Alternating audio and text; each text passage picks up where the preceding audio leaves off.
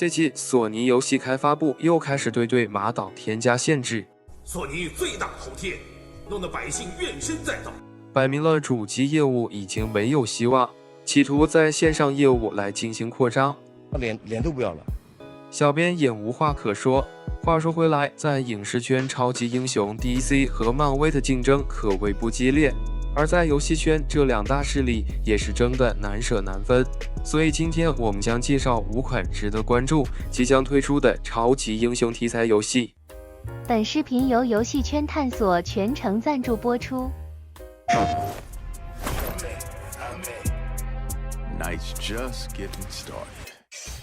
随着漫威游戏的蜘蛛侠系列取得巨大成功，很多玩家对漫威的下一代游戏的期望相当高。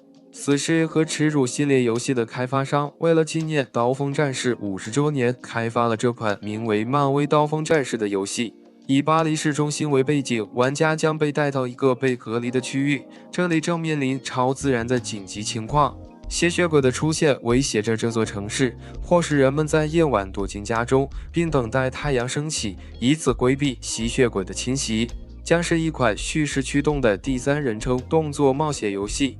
这对于以第一人称为主的游戏工作室来说，是一次新的尝试。发售目标日期在2026年底到27年初，在 PS 平台和 Xbox 平台发售。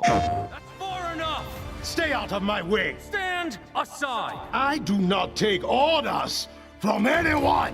I don't have time for this. Neither do I. 漫威1943九头蛇崛起是由一个新的游戏工作室开发，游戏背景设定在2战时期的法国巴黎。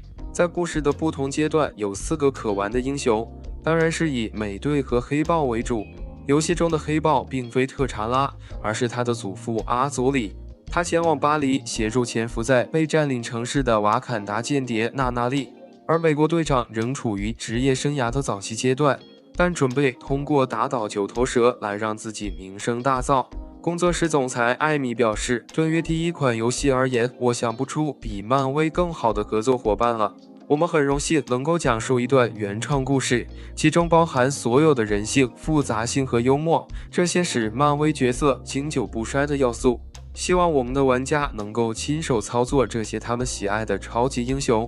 艾米之前在顽皮狗工作了10年，期间参与打造神秘海域系列，他对故事讲述很有把握，所以小编对这款游戏非常期待。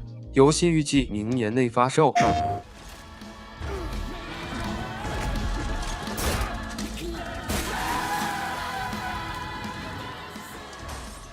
DC 宇宙漫画作品改编的续作《女郎同行2》前作在 Steam 上获得了压倒性的好评。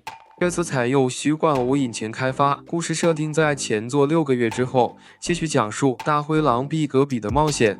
虽然本作由于裁员问题，从19年一直跳票到现在，但目前只剩下最后的画面修订阶段。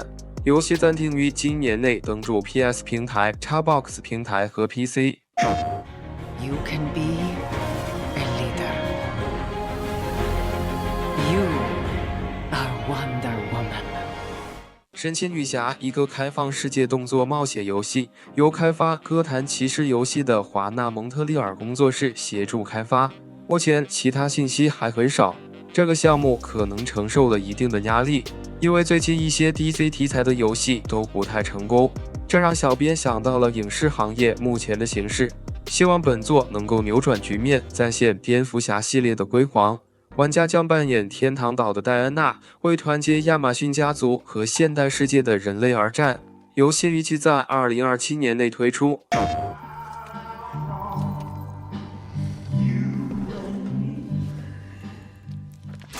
漫威金刚狼是索尼独占发行的一款游戏，它一定会关联玩家的 PSN 账号。这款游戏是由漫威蜘蛛侠系列开发的失眠组制作，确定与漫威蜘蛛侠设定在同一个宇宙，也就是1048号宇宙。本作被定位为 M 级，它不同于蜘蛛侠，更加注重金刚狼的角色，而不是 X 战警。游戏中具有独特的肢解系统，也是现代游戏中极为暴力的漫威游戏之一，采用了半开放世界的模式。